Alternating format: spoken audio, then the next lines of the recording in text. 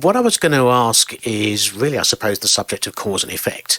Is it that the studio arrives and uses local businesses, and the studios you're talking about, Pinewood and Shepperton, I don't know, probably the 1920s or 30s, nearly 100 years ago now, but there are clearly more modern studios around. So is it that they arrive and use local businesses, or do they arrive and then appropriate businesses, whether it's set builders or wig makers or whatever it may be, from all around think, hey, I'd better move to near them? It's a good question, and the answer is a bit of both. You want to be in the cluster because there are already the set builders, the security firms, the florists, the hotels, etc.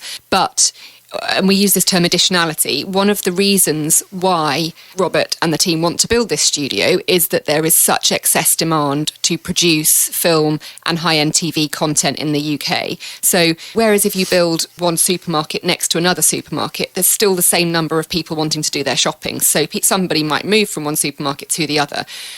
With this industry, we're competing globally. So there have been lots of studies showing the excess amount of the films that would have been produced in the UK had the space been available, but they've gone somewhere else. So a lot of this will be additional in terms of new films and new products being produced, and therefore a lot of the supply chain will also be growth happening. And all of that is in line with what's planned in the area anyway, because as population grows, we need more jobs for people, we need to skill people for those jobs, and it is the LEP's plan that a lot of the growth in this area will be in those creative industries. So, it is meeting those needs and it is delivering on that growth. Can I answer that slightly differently? So the point about we're designed to capture about 3.5 huge tentpole features a year, which sort of means Bond, Mission Impossible. So there's some really interesting stats. So one of those films is about $220 million. 1/3 of the spending goes on crew, so it's about $75 million.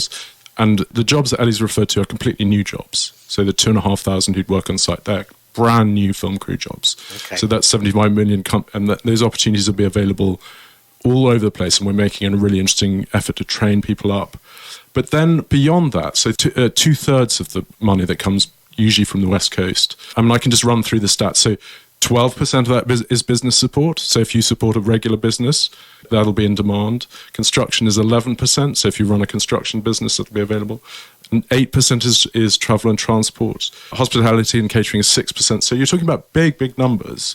And if you run any of those businesses locally, that wave of investment is there to be caught.